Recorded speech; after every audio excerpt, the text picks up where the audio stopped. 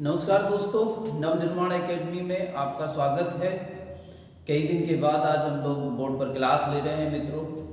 देखिए, आज का जो टॉपिक है बड़ा इम्पोर्टेंट टॉपिक है संविधान का।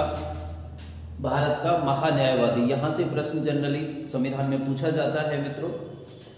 भारत का महान्यायवादी जो है अनुच्छेद 76 में रखा गया है। अनुच्छेद 76 संविधान के भाग 5 का अंग है मित्रों। महान्यायवादी जो है ये सरकार का वकील माना जाता है। इसे कहा जाता है, आप ऐसा कह सकते हैं कि भारत में एक सबसे बड़ा वकील होता है जो सरकार का वकील माना जाता है। तो पहली बात तो ये समझनी है कि इसे सरकार का वकील कह सकते हैं। दूसरी बात, भारत सरकार का सर्वोच्च विधि अधिकारी, इसका मतलब वही है जो मैंने अभी कहा था। भारत सरकार का एक सर्वोच्च विधि अधिकारी इसे कहते हैं। विधि अधिकारी का मतलब होता है कानून का अधिकारी, कानून से संबंधित अधिकारी। विधि अधिकारी कानून से संबंधित अधिकारी। सरकार के पास एक सबसे बड़ा कानून से संबंधित अधिकारी होता है जो महान्यायवादी होता है। विधिक मामलों में भारत सरकार को सलाह देता है, ये इसका काम है। इसका कार्य है कि ये विधिक मामलों में, विधिक मामलों का मतलब होता है कानूनी मामलों में सरकार को सलाह देता है। न्यायालय में भारत सरकार का पक्ष रखता है। भारत सरकार के खिलाफ अगर कोई केस न्यायालय में चल रहा है तो भारत सरकार का पक्ष उस मामले में ये न्यायालय में रखता है। महत्वपूर्ण बात है, इसकी नियुक्ति कौन करता है? इसकी नियुक्ति राष्ट्रपति के द्वारा होती है और राष्ट्रपति इसकी नियुक्ति मंत्रिपरिषद की सलाह पर करते हैं। याद रखना है, मंत्रिपरिषद की सलाह पर करते हैं। राष्ट्रपति अभी टॉपिक हुआ नहीं है, आपको समझ में आ जाएगा क्यों राष्ट्रपति इसकी नियुक्ति मंत्रिपरिषद की सलाह पर करते हैं। बड़ा इंपॉर्टेंट तथ्य है कि इसकी नियुक्ति राष्ट्रपति करते हैं, मंत्रिपरिषद की सलाह पर करते हैं। इसके पद की अवधि जो है कोई निश्चित अवधि नहीं है। ये राष्ट्रपति के प्रसाद पर्यंत अपने पद पर रहता है। जब तक राष्ट्रपति चाहें ये तब तक अपने पद पर रहता है। क्योंकि ऐसा इसलिए है मित्रों कि ये कोई सरकारी अधिकारी नहीं है, ये एक सरकार का मुलाजिम होता है, सरकार का एक साथी होता है। मंत्रिपरिषद इसको अपनी तरह लेकर आती है, इसका कोई चुनाव नहीं होता है। इसे तो मंत्रिपरिषद कहती है राष्ट्रपति जी से कि इस आदमी को पद पर रख लीजिए, तो उसकी नियुक्ति राष्ट्रपति कर देते हैं और इसके पद की अवधि इसीलिए राष्ट्रपति के प्रसाद पर्यंत, अर्थात जब तक राष्ट्रपति चाहें तब तक इसकी पद की अवधि होती है। और जिस दिन मंत्रिपरिषद कह देगी उस दिन राष्ट्रपति इसे इसके पद से हटा देंगे। यहाँ पर मैं आपको बता दूं, यहाँ से क्वेश्चन बहुत ज़्यादा पूछा गया है, बहुत इंपॉर्टेंट प्रश्न बनता है। मैं इंपॉर्टेंट लिख देता हूँ कि इसकी अवधि क्या होती है। जनरली प्रश्न में आता है कि इसकी अवधि क्या होती है। ए 5 वर्ष, बी 6 वर्ष, सी 10 वर्ष या 65 वर्ष, डी जब तक राष्ट्रपति चाहें या इनमें से कोई नहीं। तो आप समझ गए होंगे, आप उत्तर लगा लेंगे। ये तब तक अपने पद पर रहता है जब तक राष्ट्रपति चाहें, जिस दिन चाहें राष्ट्रपति से हटा देंगे। इसकी योग्यता क्या होती है? किस आदमी को महान्यायवादी बनाया जाएगा? ऐसा व्यक्ति जो उच्चतम न्यायालय के न्यायाधीश के बराबर योग्यता रखता हो। का मतलब ये इतना पढ़ा लिखा हो, इसकी योग्यता इतनी हो कि उच्चतम न्यायालय में न्यायाधीश बन सकता है जो आदमी, उसके बराबर महान्यायवादी की योग्यता होती है। तो कौन व्यक्ति उच्चतम न्यायालय में न्यायाधीश बन सकता है मित्रों? अनुच्छेद 124 में इस बात का उल्लेख किया गया है। अनुच्छेद 124 क्लॉज 3 में, अगर आप कॉपी पेन से लेकर बैठे हैं तो आप याद रखें, अनुच्छेद 124 क्लॉज 3 में इस बात का उल्लेख है कि सुप्रीम कोर्ट में कौन व्यक्ति राष्ट्रपति बन सकता है। तो सुप्रीम कोर्ट में एक ऐसा व्यक्ति राष्ट्रपति बन सकता है जिसने उच्च न्यायालय में 10 वर्ष तक वकालत की हो, या जो किसी उच्च न्यायालय में 5 वर्ष तक न्यायाधीश रह चुका हो, या राष्ट्रपति के ज्ञान में वह विधि का उच्च श्रेणी का ज्ञाता हो।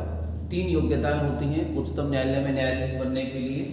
अनुच्छेद 124 क्लॉज 3 में उच्चतम न्यायालय के न्यायाधीश की योग्यताएं रखी हुई हैं। तो एक बार ऐसा प्रश्न आया भी है कि उच्चतम न्यायालय की जो महान्यायवादी है, महान्यायवादी की योग्यताएं कौन से अनुच्छेद, योग्यताओं के संबंध में कौन सा अनुच्छेद उत्तर होगा? तो इसका उत्तर होगा 124 क्लॉज 3। यहाँ तक की बात हो गई है।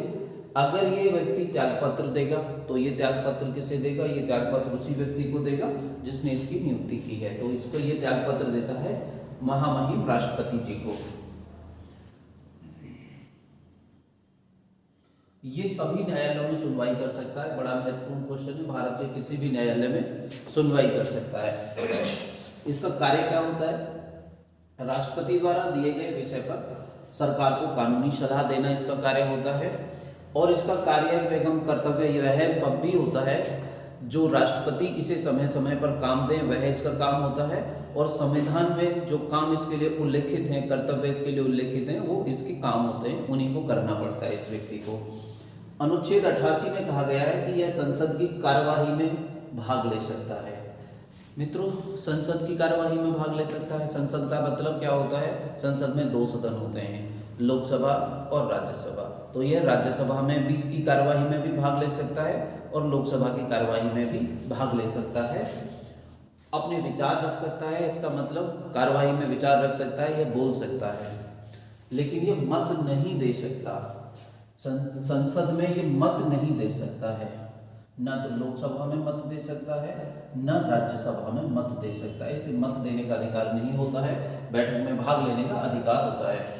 संसद की संयुक्त बैठक में भाग ले सकता है, ये संसद की जो संयुक्त बैठक होती है उसमें भाग ले सकता है। अनुच्छेद 108 में, अनुच्छेद 108 में संसद की संयुक्त अधिवेशन का उल्लेख है, तो ये संयुक्त अधिवेशन में भाग ले सकता है। संसद या मंत्रिमंडल का सदस्य नहीं होता है, ये संसद या मंत्रिमंडल का सदस्य नहीं होता है। एक बार प्रश्न पूछा गया था कि यह संसद में मत क्यों नहीं दे सकता है, महान्यायवादी को संसद में मत देने का अधिकार क्यों नहीं है। तो संसद में मत वही लोग दे सकते हैं जो संसद के सदस्य हैं, क्योंकि ये संसद का सदस्य ही नहीं है और ये संसद का, इसलिए संसद में ये मत नहीं दे सकता है। यह संसद या मंत्रिमंडल का भी सदस्य नहीं होता है, संसद का भी सदस्य नहीं होता है। यह निजी प्रैक्टिस की छूट है, इस आदमी को ये निजी प्रैक्टिस कर सकता है। सरकार के खिलाफ कोई भी राय नहीं दे सकता, ये आदमी सरकार के खिलाफ कोई राय नहीं दे सकता। और इसकी जो है सलाह, इसकी मदद करने के लिए एक सॉलिसिटर जनरल होता है, एक सॉलिसिटर जनरल होता है इसकी मदद करने के लिए, ये भी इंपॉर्टेंट है, सॉलिसिटर जनरल होता है इसकी मदद करने के लिए। और तथा 2 अतिरिक्त सॉलिसिटर जनरल भी होते हैं, एक सॉलिसिटर जनरल और 2 अतिरिक्त सॉलिसिटर जनरल होते हैं, और ये इसकी मदद करते हैं महान्यायवादी की। सॉलिसिटर जनरल और अतिरिक्त सॉलिसिटर जनरलों का उल्लेख संविधान में नहीं है। तो कभी ऐसा प्रश्न आता है कि सॉलिसिटर जनरल और अन्य सॉलिसिटर जनरल का उल्लेख संविधान में कहाँ पर है, तो याद रखना है आपको, इनका उल्लेख कहीं पर नहीं है। यह कोई संवैधानिक पद नहीं है, यह एक व्यावहारिक पद है, बाद में इसे बना दिया गया महान्यायवादी की मदद करने के लिए। और एक और बात इसके बारे में जान ले ली है कि जब मंत्रिमंडल त्यागपत्र देता है तो इस व्यक्ति को भी त्यागपत्र देना पड़ता है, अर्थात जब सरकार बदलती है तो तब इस नया आदमी सरकार अपना लेकर आती है। आपको याद होगा यहाँ पर बताया था मैंने, इसकी नियुक्ति राष्ट्रपति करते हैं और मंत्रिपरिषद की सलाह पर करते हैं। तो राष्ट्रपति ऐसे ही व्यक्ति की नियुक्ति करेंगे जिसको प्रधानमंत्री बोलेंगे, और प्रधानमंत्री उसी व्यक्ति को महान्यायवादी रखेंगे जो व्यक्ति उनको पसंद है, जो व्यक्ति उनकी अपनी पसंद का है, अपनी पार्टी का भी हो सकता है, जो उनका साथ दे। तो जब सरकार गिरती है या 5 वर्ष पूरे हो जाते हैं तो महान्यायवादी को भी त्यागपत्र देना पड़ता है। मित्रों, ये टॉपिक खत्म हो गया। आपको हमारे प्रयास कैसे लग रहे हैं कमेंट में हमें लिखकर बताइएगा। इन चीज़ों के आप नोट्स बनाते रहिए, टॉपिक वाइज टॉपिक। ठीक है मित्रों, धन्यवाद।